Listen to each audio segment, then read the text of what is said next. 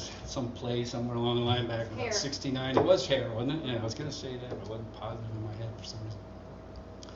And wonderful ideals, aren't they? Wouldn't it be nice if we were living in an age of harmony and understanding, sympathy and trust abounding, no more falsehoods or derisions, golden living dreams of visions, mystic crystal revelations, well, that's another thing, but and the mind's true liberation. Let the sun shine in. I can remember being inspired by that as a young man. And I don't know, how many of you remember the harmonic convergence? Any people remember the harmonic convergence? This is August of 87. It was an alignment. I think it was 7 planets were in a line well, actually 5. I guess that's all you can see is the 5 planets. The 5 planets were in alignment that they hadn't been in since 4 BC, or was it 6? Somewhere there, in the late 1st century, about the time Jesus was born, let's put it that way. But that some people believe that was the stars that the wise men or the Magi saw from the east that led them to Jerusalem. They saw the sign in the stars. And then, of course, that was supposedly the beginning of the age of Aquarius, the star signs up in the sky as it revolves around and the Earth is in certain sectors, and that was the beginning. Some people say, well, no, it didn't happen until 2012. Y'all remember 2012, the end of the Mayan calendar, and we had another one of those fun events. I know we did anyway. As I was in different places. Went to an event out in Ann Arbor, and another one at Upland Hills School, and another one down in Detroit. During that period of time, around September 21st, when the Mayan calendar ran out. Remember, that was going to be the end of the universe because the calendar ended. Well, what do the Mayans do with their calendars? When it runs out, they turn it over and start again. So we've started into a new age, if you will. But it's not exactly, I don't know about you, but my experience hasn't been that it's quite the age of Aquarius as it's described in the song. As I mentioned, those wonderful things about no falsehoods or derisions. I think we get a lot of falsehoods and derisions anymore. And it just seems to be getting worse sometimes, with the internet and all of that wonderful stuff. The internet was, 20 years ago, it was such a wonderful thing, and it was the nervous system of the planet, and now it's, some of it's just the sewer, I think, but I don't hang out in it very often, let's put it that way, a lot of it. So here we are. What are we going to do about it? It's a new age, right? My title today, of course, is Born Again, Again. And so I'm talking about the new age. The new age for each one of us. Being born again is a personal experience, right? You understand? Charles Fillmore, co-founder of Unity, and this title basically comes from his 7th chapter. Excuse me, we're in July, right? So the 7th chapter from his book Talks on Truth. I know it's in here somewhere. There we go. The 7th chapter, which is called Ye Must Be Born Again. We don't talk a lot about being born again in Unity because that's not really one of our disciplines, right? Because as the Apostle Paul says, I die daily. It's not a one-time event, right? Every day we have an opportunity to go ever deeper into that consciousness of God, that consciousness of unity with the oneness that exists, that consciousness of healing and health and wholeness, that consciousness of peace and prosperity, that consciousness of abundance, right? That's ours to experience right here and right now. But what happens for most of us, we get caught up in what's going on outside there, in our jobs, in our relationships, our relationship with our doctors, all those things that we deal with on a physical level. And we do have physical bodies, and we need to take care of those physical bodies and do the things that those bodies need to do, and we have this planet, but we are so much more than a body.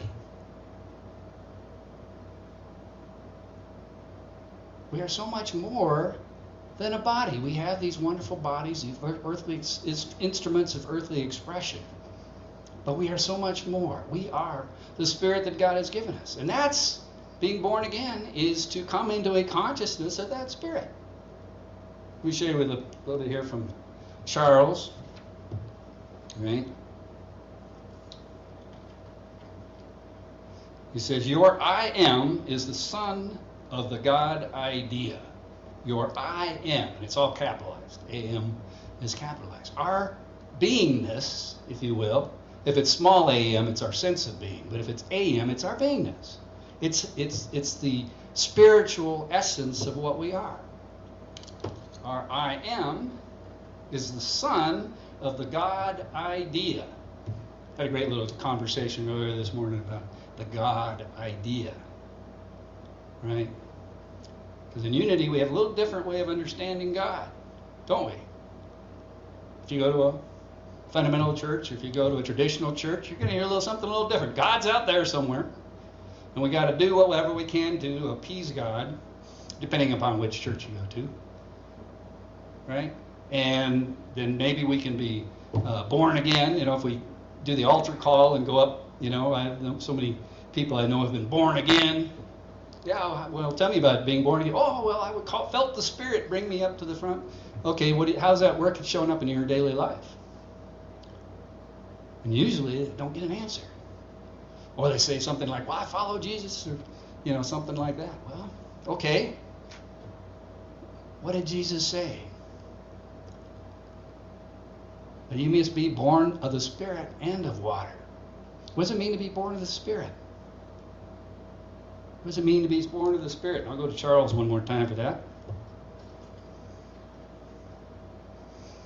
All right, he says, it is evident that we have at some time chosen to be born into the flesh or we would not be in it. So this was our choice.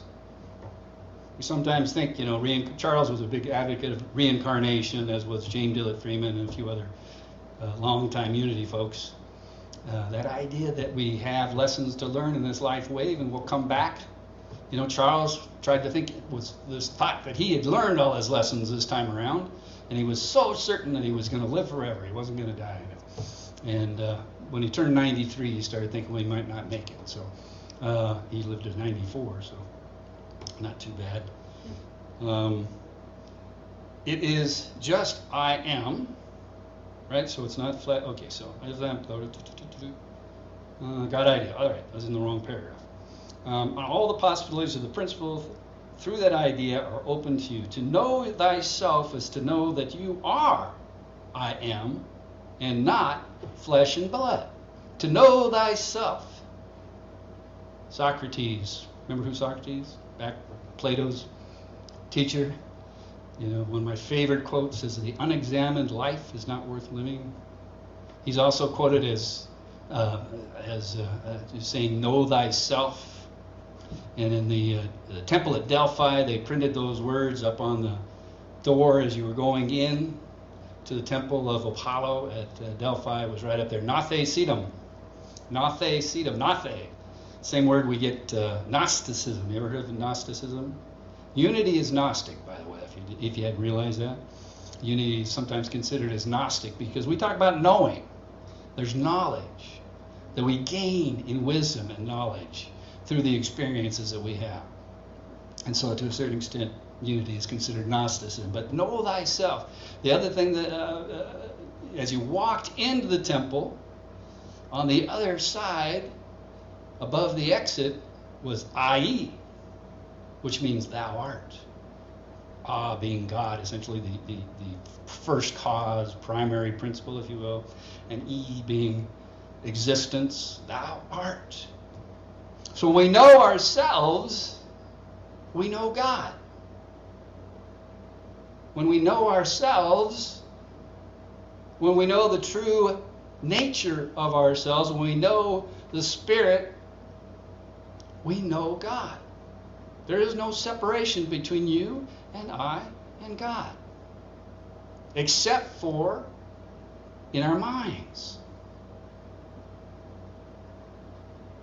Our thinking is the only thing that keeps us separate from realizing that infinite, unlimited, eternal existence that God is. And so when we place our thinking, when we in God's hands, when we turn our will and our lives over to God, when we start thinking about God, putting our minds on God, then we are entering into that spiritual consciousness, the born again consciousness, born again and again and again and again and again. Right? Whenever we start feeling pain, suffering, the slings of arrows of outrageous fortune. I love that phrase. Slings and arrows of outrageous fortune. Which we all go through those slings and arrows of outrageous fortune. I'm up here sweating right now. I don't know about you, but it's third week in a row of at least this one has some air conditioning. Last week I was up in Traverse City working with that group up there, and they got some sun coming in over here, and it was not as hot as it was out in Port Huron the week before that, though. So getting used to it, I guess. It's summer. It's summer, and we get to enjoy it. It's so good. Right? So what did Jesus tell us about? He said, be in the world, but not of it. Have great joy because I have conquered the world. What's the world? The world is this physical experience. It's this outer experience of reality. It's an experience of reality. It is not what is real. What is real is God. What is real is good orderly direction. What is real is divine order and divine timing. What is real is our relationship to each other as one. And the more that we express that, and the more that we participate in it, the more that we get involved in producing awareness of our oneness, the greater realization it is for each one of us. And I've been doing this for over 40 years now, and I'm beginning to think I might get it. Not that I've got it yet, but I'm getting there, right? I'm getting there. I keep feeling a little more connected, a little more on top, a little more directed, and a little less like I've got to make things happen. That I'm going to create this thing. I'm going to push this through. I remember when I first got into ministry, and the church we had, Kathy and I founded a church, pioneered a church, if you will, for about 15 years. And it went up and down. It does what churches do. It went up and down. We were the fastest growing church in Unity. We got written up in, I think it was 1981. It was 81? No, 91. 91 is we had doubled 3 years in a row, the size of our church 3 years in a row. And then it stopped doubling. Things happened. We had a child. That was one of them. And I think people got jealous. It's kind of funny how those things work. And anyway, long story short, here we are. Almost 30-some years later. To be in the world, but not of it. Right? The only true wisdom is in knowing you know nothing. I just pulled that from Socrates as well. Right? The only true wisdom is knowing that you know nothing. When I was 18 years old, I knew everything. Couldn't teach me anything, I went to college, but had anybody know any 18-year-olds? Know everything? You can't teach them anything, right? They got to learn by hard knocks, and that's what I did. So when I was 18, I knew everything, but as I've matured, I began to realize, the more I know, the more I know I don't know. When I start learning something, I realize, there's this whole area of study that, I've started studying astrophysics, and I've started studying some biology and chemistry. All these subjects I took 50 years ago in college, 45, 50 years ago, have changed a lot. There's a lot. I'm realizing how much I really don't know, right? And one of my realizations is that the more I know, the more I don't know, and eventually I will know nothing, and then I will know everything, right? Because if I know nothing, I know God, because God is no thing. You can't point at something and say, that's God. You can't point even within me saying, well, that's God. Well, no, this is an expression of God. But when I know nothing, I know God. And so Sergeant Schultz is one of my gurus, right? I know nothing. If you remember Hogan's Heroes. Anyway. To be born of the Spirit. All right, one more from Charles here.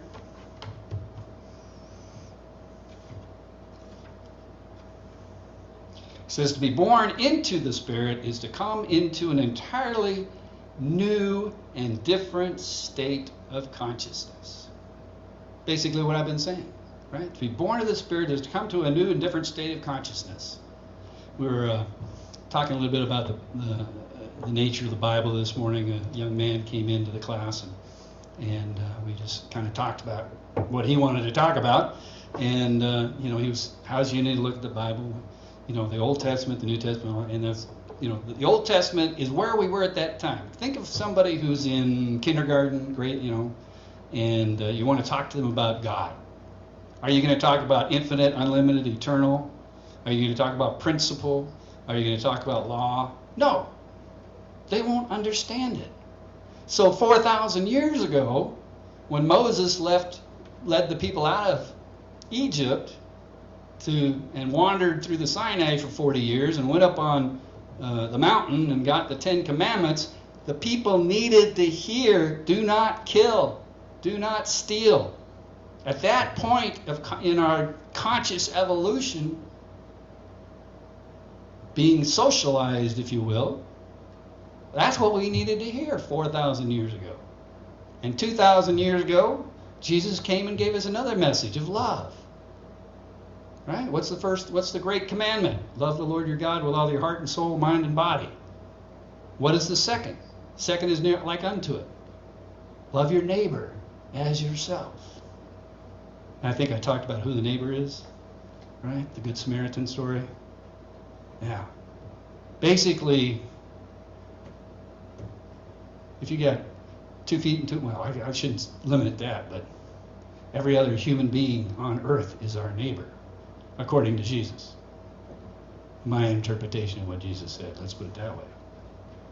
It wasn't the priest or the Levite who were the religious and political leaders of the day, but the Samaritan, who was a lesser person, if you will, a mixed race individual which was not allowed to worship at the temple in Jerusalem, but they had to have their own temple on Mount Moriah up north. That's the one that was the good neighbor, right? We talk about the Good Samaritan. There's hospitals all over the place. People don't stop to realize that that's what Jesus was talking about, right? Anyway, so next week, not next week, I guess I won't be back for 2 weeks. Kathy will be here next week. But next time I'm here, we're going to talk about a new and different country, which is about living in that awareness of spirit, living in that born-again consciousness. We'll do more of that next time I'm here. So let me leave you with this, though. We got affirmation cards. I'm going to ask Betsy to help me with these.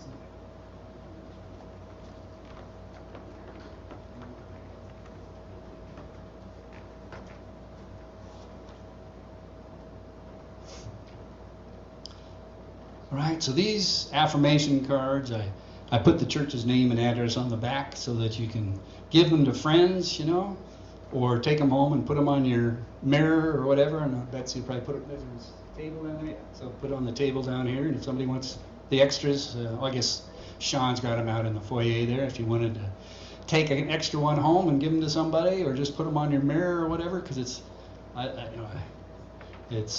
having these affirmation cards, it's something that I learned early on in New Thought, right? Was to keep those good ideas in front of me at all times. The rearview mirror of the car, different places at work or whatever, where you post something, have some of these wonderful affirmations. Make up your own or use one of these that I've been bringing in. So this one relates to our topic of today. It says, I am the expression of God. Together? I am the expression of God. How does that feel? Does it feel like, yes? Or does it feel like, oh my God, what am I saying? Shining in the reflection of God love. Shining in the reflection of God love. I didn't say God's love, if you may notice there, but God is love. Shining in the reflection. Shining. We are those shining temples upon the hill, so to speak, right? As we become more and more spiritual, that spirit comes through our eyes and our skin and shines out, right? They called them auras, or they call them halos in the old days back, but the aura continues to get brighter and stronger until more and more people are able to see it. We're shining in the reflection of God's love. I am complete and healed and whole. Together, I am complete and healed and whole. There's nothing we need to do. I don't need to do anything. I don't need to gain anything. I don't need to lose anything. I don't need to find anything. All I need to do is to be. To be the holy, perfect, sinless child of God that I am. And that's what we're learning. That's what we're beginning to understand and to experience. Just as God created me to be. That we are created to be loved and loving. We are created to be at peace. We are created to be abundantly prospered. We are created to be happy, healthy, whole, and free. That is our creation. And we've added some things to that over the years, thanks to our the different folks who brought us up, right? Our parents and our aunts and uncles and the school systems and all the things that we've gone through that have shaped us. And now it's up to us to shape ourselves. That's our opportunity to shape ourselves.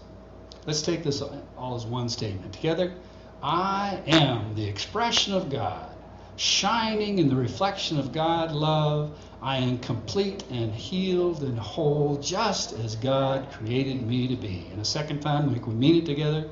I am the expression of God, shining in the reflection of God's love. I am complete and healed and whole, just as God created me to be. And a third time, soft with deep meaning together. I am the expression of God, shining in the reflection of God's love. I am complete and healed and whole, just as God created me to be. And so it is. Thank you, Father, Mother, God. Amen and yea, God. So, we got one more song here that